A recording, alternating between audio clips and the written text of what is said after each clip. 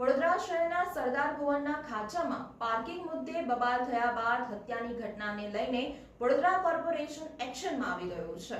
Fire એનઓસીને લઈને 183 દુકાનોને seal કરવામાં આવી। ત્યારબાદ આજ રોજ 100 થી વધુ દુકાનોના ગેરકાયદેસર દાદરો અને ઓટલા તોડવામાં આવ્યા હતા।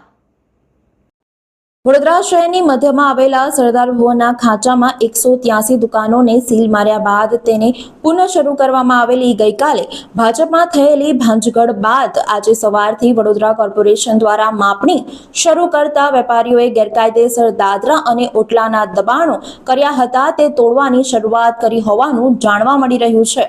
વડોદરા શહેરની મધ્યમાં આવેલા સરદાર ભુવનના ખાંચામાં કોર્પોરેશન તંત્ર દ્વારા ફાયર એનઓસી બાબતે અનેક વેપારી કોમ્પ્લેક્સો સહિતની 183 દુકાનોને સીલ મારવામાં આવેલ છે તેમજ મોટી સંખ્યામાં અનેક સ્થાનિક વેપારીઓએ મ્યુનિસિપલ કમિશનર તેમજ સ્ટેન્ડિંગ કમિટીના ચેરમેન સમક્ષ રજૂઆત પણ કરી હતી। અત્રે ઉલ્લેખનીય છે કે રાજકોટમાં સર્જાયેલા અગ્નિકાંડની દુર્ઘટના અને સરદાર ભુવનના ખાંચામાં પાર્કિંગ મુદ્દે થયેલી હત્યા બાદ પાલિકા તંત્ર એક્શનમાં આવ્યું છે અને ફાયર બ્રિગેડના એનઓસી અને પાર્કિંગ મુદ્દે ચકાસણી હાથ ધરવામાં આવી હતી। સરદાર ભુવનના ખાંચામાં અનેક કોમર્શિયલ બિલ્ડિંગો આવેલી છે અને મોટાભાગની કોમર્શિયલ બિલ્ડિંગોના વેપારીઓ પાસે ફાયર એનઓસી નહીં હોવાથી ફાયર બ્રિગેડના તંત્ર દ્વારા અનેક દુકાનોને સીલ મારવામાં આવ્યા હતા અને કેટલીક દુકાનોના સંચાલકોને નોટિસ પણ ફાળવવામાં આવી હતી।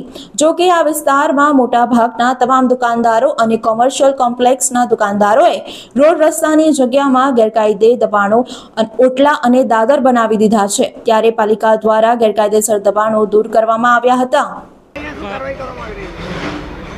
આજે સરદાર ભવનના ખાંચામાં અમારી જે રોડ લાઇન જે છે ટીકાની રોડ લાઇન મુજબ આશરે 25 ફૂટના રોડ મુજબ માર્કિંગ કરી અને જે દબાણમાં આવતા જે ઓટલાઓ જે છે માર્જિંગમાં જે આવે છે એ બધા દબાણ શાખાની ટીમને સાથે રાખી અને આ દબાણના ઓટલાઓ દૂર કરવામાં આવી રહ્યા છે। હજુ આ ચાલુ જ છે કામગીરી, અડધે સુધી પહોંચી છે, પછી તમે ફાઇનલ આંકડો આપે। અત્યારે ત્યાં આપણે સાંઈ ભવન મંદિરથી અત્યારે અહીંયા સુધીના અમે બંને બાજુના ઓટલાઓ તોડી નાખેલા છે, આપ જોઈ શકો છો। અને આ આખી લાઈન જ ક્લિયર કરવાની છે, જે કાંઈ માર્જિંગમાં દબાણો છે એ માર્કિંગ કરીને તોડવાનું, અને સવારમાં અમે માર્કિંગ કરી દીધેલું છે।